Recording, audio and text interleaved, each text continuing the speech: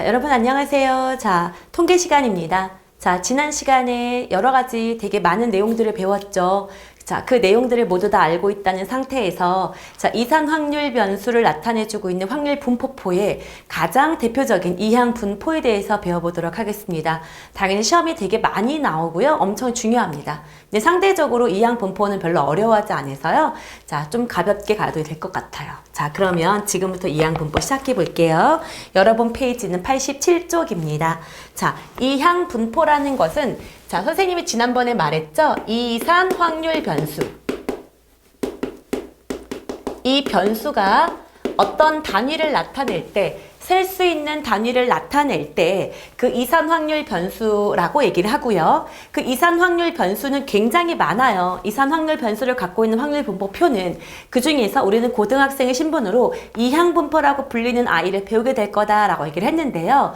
그 이유는 왜 그러냐면 이항 분포가 평균, 분산, 표준 편차를 구하기에 가장 쉬운 분포표이기 때문입니다. 그래서 이항 분포 가볍게 한번 해보도록 할게요. 자, 이항 분포는 주로 어떻게 나타내 주냐면 확률 변수 x가 이항 분포를 따른다 라고 얘기를 하고요. 그때 이항 분포는 b라는 표시를 해줍니다. 그리고 이 옆에 n, p라는 단어를 쓰게 되는데요. 그때 이 n이 의미하는 바가 뭐냐면 여기가 확률 횟수예요. 그러니까 확률 횟수라고 하긴 그렇고 시행 횟수라고 할게요.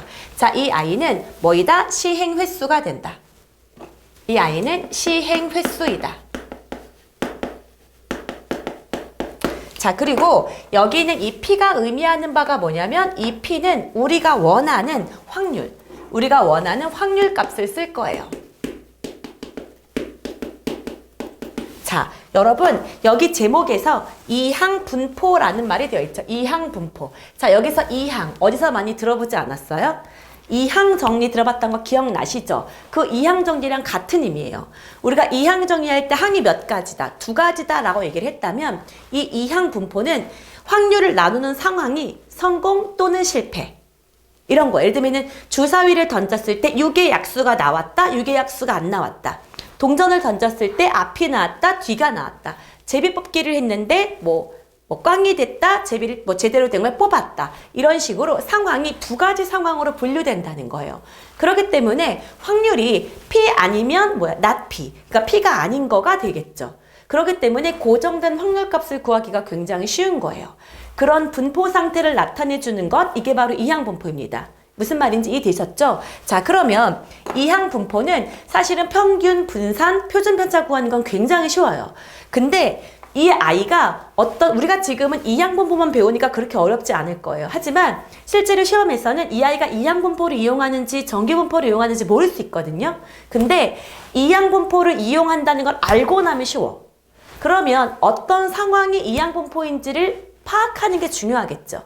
그러면 이항 분포가 되기 위한 조건을 한번 써보도록 할게요. 내가 이항 분포의 상황을 이루기 위한 조건은 뭐냐면요. 첫 번째, 이 아이는요, 자, 확률 변수 있죠? 이 확률 변수가요, 점수라든가 몸무게라든가 시간이라든가 그러면 안 돼요. 확률 변수가 무조건 횟수라든가 뭐여야 되냐면 개수로 표현이 돼야 돼요. 이 이항 분포는 무조건 변수가 횟수 혹은 개수로만 표현이 돼야 된다. 이게 굉장히 중요한 내용이에요. 확률 변수가 횟수 또는 개수로밖에 표현이 안 된다. 그러니까 제비 뽑기를 했을 때 제비를 뽑았다. 성공 제비를 뽑았는데 그게 0개, 1개, 2개, 3개 이런 식으로 흰 공을 뽑고 싶어. 검은 공과 흰 공이 모여져 있는데 그중에 흰 공의 개수. 이런 식인 거죠. 주사위를 던졌는데 5번을 던졌다. 근데 6의 약수가 나오는 횟수. 이런 식으로 나온다는 얘기예요. 이렇게 확률 변수가 횟수 또는 개수로만 표현이 돼야 된다. 그 다음에 두 번째.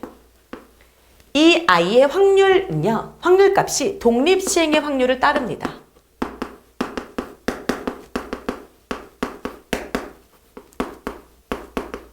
독립시행의 확률을 따른다는 얘기야. 독립시행의 확률을 따르려면 어떻게 해야 되는 거였더라요? 자, 첫 번째 뭐였어요? 확률이 어떤 시행을 계속 반복했었죠? 어떤 아이의 시행이 반복됐다. 그리고 시행이 반복될 때마다 확률값이 계속 바뀌면 안 된다 그랬죠. 확률값이 고정되어야 된다라고 얘기를 했었어요. 마찬가지예요. 자, 내가 이항 분포를 따르고 싶다라고 얘기를 하면 이 아이의 변수는 횟수 또는 개수로 제한이 돼야 되고 이 아이의 확률은 무엇이어야 된다? 독립시행의 확률을 따라야 됩니다. 그렇기 때문에 시행을 계속 여러 번, n번 시행을 반복할 때 고정된 확률값을 여기다 쓰란 얘기인 거죠. 그래야지만 이게 이항 분포가 된다라는 거예요. 이해되셨습니까? 이게 엄청 중요한 거예요. 이게 이항 분포다. 그러면 내가 이항 분포를 알고 난 다음에 그 다음에 우리가 구하는 게 뭐였었죠? 첫 번째, EX. 그쵸? 그 다음에 두 번째, VX. 그 다음에 세 번째, 시그마 X에 대해서 다룰 건데요. EX, VX, 시그마 X는 굉장히 편하게 풀 수 있습니다. 자, 어떻게 풀면 되냐면 이 아이는 여러분 증명하려고 하지 않으셔도 돼요. 이해되셨죠? 이 아이는 그냥 그대로 우리는 익히고 따르기만 하시면 됩니다. 그래서 이 아이의 평균은 뭐다? NP다. 여기 나온 이 NP를 그냥 곱하면 그냥 그대로 평균이 나와요. 굉장히 쉽게 풀 수 있게 되겠죠. 자, 그 다음에 선생님 VX는요? 얘도 쉬워요. NPQ다. 단 Q는 not P예요. 1-P 값을 말하는 겁니다. 자, 그 다음에 시그마 X는 어렵지 않죠? 루트 NPQ가 됩니다. 이렇게. 엄청 쉽죠? 네, 맞아요. 그래서 우리가 고등학생의 신분으로서 이항분포를 쉽고 빠르게 이런 것들을 구할 수 있기 때문에 이항분포를 고등학생이 배우는 거예요.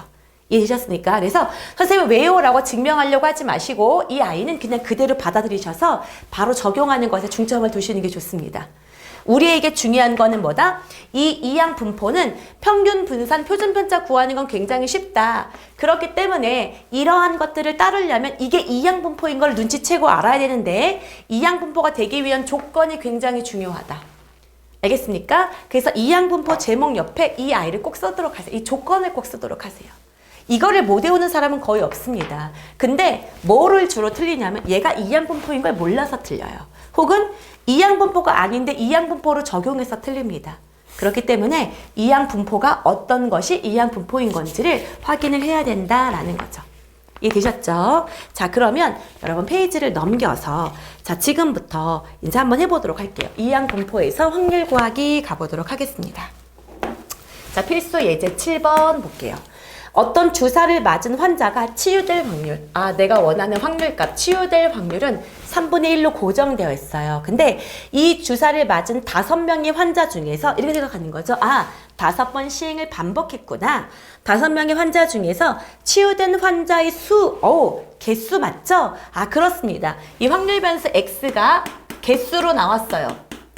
확률값 고정되어 있고 개수로 나왔어. 완벽하게 무슨 조건을 만족했다? 이항분포를 만족했기 때문에 이 확률 변수 X는 이항분포를 따라요. 총 시행 횟수는 5번이고 그때 내가 원하는 것의 확률값은 3분의 1입니다. 라고 쓰시는 거죠. 자, 그러고 나면 이제 끝났죠. 이때 확률 질량함수는 제가 뭐라 그랬죠? 독립 시행의 확률을 따른다 라고 얘기를 했기 때문에 이 아이의 확률 질량 함수 당연히 구할 수 있겠죠. 이해되셨죠? 그럼 이 아이의 확률 질량 함수 X는 X이다. 총 나는 5번 중에서 X번. 그쵸? 내가 원하는 3분의 1이 X번. 내가 원하지 않는 3분의 2가 O-X번. 이렇게 될 거란 얘기죠. 여기까지 이해되셨습니까? 그 다음에 4명 이상의 환자가 치유될 확률을 구하세요 라고 했으니까 여기 자리에 4랑 뭐를 집어넣어서 5를 집어넣어서 더하면 되겠죠. 이해되셨습니까? 그래서 이거는 직접 여러분이 하시면 될 것 같아요. 이해되셨죠? 자, 그 다음에 우리는 여기서 뭐도 구할 수 있어? 그냥 바로 구할까요? 이 아이의 EX도 바로 구할 수 있어요. 얘는 뭐다? 그냥 3분의 5다. 그쵸, 여러분? 자, 나는 VX도 구할 수 있어요. 왜요? 3분의 5에다가 3분의 2만 곱하면 되거든요. 그 다음에 시그마 X는 여기다 뭐만 씌우면 된다? 루트만 씌우면 되기 때문에 우리는 다 구할 수 있다라고 할 수 있겠죠. 여기까지 이해되셨죠? 자, 그 다음에 뒤로 넘겨서 8번 가보도록 하겠습니다. 자, 8번을 보면요. 흰 공이 6개가 있어요. 흰 공이 6개가 있고 그 다음에 검은 공이 몇 개가 있다. 3개가 있습니다. 이 주머니에서 임의로 1개의 공을 꺼내어 색을 확인한 후 주머니에 다시 넣는 시행을 몇 번 반복했대요? 180번 반복. 180회 시행을 반복했어요. 180회 시행을 반복할 때 흰 공이 나오는 횟수. 오, 흰 공의 횟수예요. 흰 공의 횟수를 확률 변수 x라고 두재요. 자, 여러분 시행이 반복됐고요. 그쵸? 횟수가 확률 변수 x래요. 그랬을 때 흰 공이 나오고 싶다고 했으니까 이 흰 공이 나오는 확률 값은 고정되어 있죠. 총 몇 개 중에서 9개 중에서 6, 즉 3분의 2 값으로 확률이 항상 고정되어 있는 거예요. 독립시행의 확률이니까요. 그쵸? 이랬을 때 이 i는 뭐를 따른다? 이 i는 이 확률 변수 x는 이항분포를 따라요. 이때 총 시행 횟수는 180번이고 내가 원하는 확률 값은 3분의 2예요 라고 처리할 수 있다는 얘기죠. 이해되셨습니까? 자, 그러고 나면 우리는 이 x라든가 vx를 구하는 건 굉장히 가볍게 구할 수 있다 이거죠. 이 i는 np니까요. 180 곱하기 3분의 2다. 3, 6, 18, 120이죠. 그쵸? 그 다음에 vx는 어때요? 120에다가 뭐를 곱하자? 3분의 1을 곱하는 거니까 뭐다? 40이다 처리할 수 있다는 얘기예요. 이해되셨죠? 그래서 평균 분산 모두 다 쉽게 구할 수 있다라는 겁니다. 여기까지 이해되셨죠? 오케이? 자, 그 다음에 자 이제 큰 수의 법칙이라는 것에 대해서 배워볼 거예요. 자, 큰 수의 법칙이라는 건 뭐냐면요. 자, 선생님이 그 앞에서 그런 말 한 적이 있긴 있어요. 자, 우리가 실제로 주사위를 던졌을 때 6번을 던졌다고 해볼게요. 그때 자, 정말로 6이 나올 확률이 6번 중에 딱 한 번만 나오나요? 6번을 던졌을 때 과연 1, 2, 3, 4, 5, 6이 고루고루 한 번씩 나온다고 보장할 수 있을까요?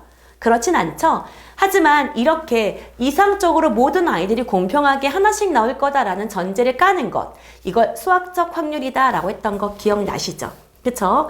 이렇게 수학적 확률이 P고 그 다음에 n번의 독립시행을 했어요. 난 총 n번을 했을 때 사건 A가 일어날 횟수를 R번이라고 했을 때 n분의 R 이렇게 표현하는 것을 통계적 확률이라고 한다 그랬죠. 자, 이렇게 되어 있을 때, 자, 큰 수의 법칙은 선생님이 그런 말을 한 적이 있거든요. 시행 횟수를 충분히 많이 한다면 10번, 100번, 1000번, 10,000번 엄청나게 많이 하면 실제로 통계적 확률이 무슨적 확률에 가까워진다 그랬냐면 수학적 확률에 거의 가까워진다라고 얘기를 했었습니다. 이게 바로 큰 수의 법칙이거든요. 근데 그 아이를 기호로 하면 이렇게 될 거예요. 자, 수학적 확률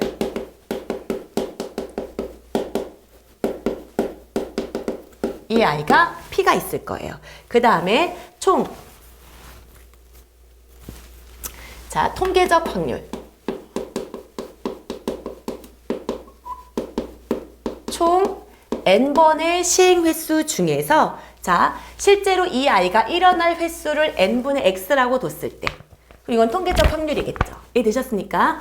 그랬을 때 이 n번의 시행 횟수를 충분히 크게 하면 통계적 확률과 수학적 확률은 거의 가까워진다라고 했다 그랬죠. 이 아이를 기호로 하면 이런 거죠. 자, n분의 x에서 p를 뺐어요. 그러면 수학적 확률과 통계적 확률의 차이겠죠. 뭐가 더 큰지 모르니까 절대값을 씌우겠습니다. 오케이? 그러면 통계적 확률과 수학적 확률의 차이 이해됐습니까? 이 차이가 h보다 작다 이건데 이 h가 충분히 작은 양은수예요. 거의 0뿌리다 라고 보면 될 것 같아요. 그쵸? 이해되죠? 충분히 작은 양수다 이거거든요. 그러면 이 뭐예요? 수학적 확률과 통계적 확률의 차이가 거의 0에 가깝다라는 거예요. 무슨 말인지 알겠어요? 수학적 확률과 통계적 확률의 차이가 거의 0에 가까울 이런 거거든요. 0에 가까울 확률은 이거예요. 거의 0에 가까울 확률이라는 것은 둘이 거의 같을 확률은 이 i는 거의 1에 가까워진다라는 거예요. 자, 생각을 해보세요. 자, 통계적 확률과 수학적 확률의 차이가 거의 0에 가깝다. 그러면 둘이 거의 비슷해지고 싶어요. 둘이 거의 비슷해질 확률은 거의 1이다라는 것은 확률이 1이라는 것은 그냥 그렇게 일어난다. 무조건 일어난다. 그 말이 맞아. 이런 얘기거든요. 그러니까 시행 횟수를 충분히 많이 하면 통계적 확률과 수학적 확률의 차이가 거의 없어져 라는 말이란 얘기인 거죠. 시행일수를 충분히 많이 하면 통계적 확률이 수학적 확률에 가까워져. 이게 바로 무슨 법칙이다? 큰 수의 법칙이다 라고 하는 거고요. 이 아이는 실제로 어떻게 된 표를 통해서 n이 10일 때, n이 30일 때, n이 50일 때 시행일수를 크면 키웠더니 실제로 거의 뭐에 가까워지더라? 수학적 확률이 가까워졌다라는 거를 도표로 보여주는 예시입니다. 이해되셨죠? 그래서 여러분은 이 말의 의미를 조금 파악할 필요가 있는 거예요. 말의 의미만 파악하시면 돼요. 이걸 막 외우는 건 아니고요. 자, 통계적 확률과 수학적 확률의 차이. 여기 절대값까지가 차이죠. 차이가 0뿔보다 작다라는 것은 거의 0에 가깝다. 그러면 둘의 차이가 거의 없다 이거죠. 둘의 차이가 없을 확률이 1이다라는 것은 그렇죠. 둘의 차이가 거의 없어지는 게 맞아. n의 값을 크게 하면 할수록 둘의 차이는 거의 없어져. 수학적 확률과 통계적 확률은 같아져 라는 의미란 얘기인 거예요. 무슨 말인지 이해되셨죠? 자, 이게 큰 수의 법칙이었었습니다. 자, 그래서 여기까지 해서 여러분 확률 분포에 대해서 전부 다 다루었었습니다. 이해되셨죠? 그쵸? 그래서 여러분 페이지 94쪽까지 모두 마무리 하시고요. 다음 시간에 연속 확률 변수, 그 다음에 정기 분포를 갖고 찾아오도록 하겠습니다. 수고 많았습니다. 다음 시간에 만나요.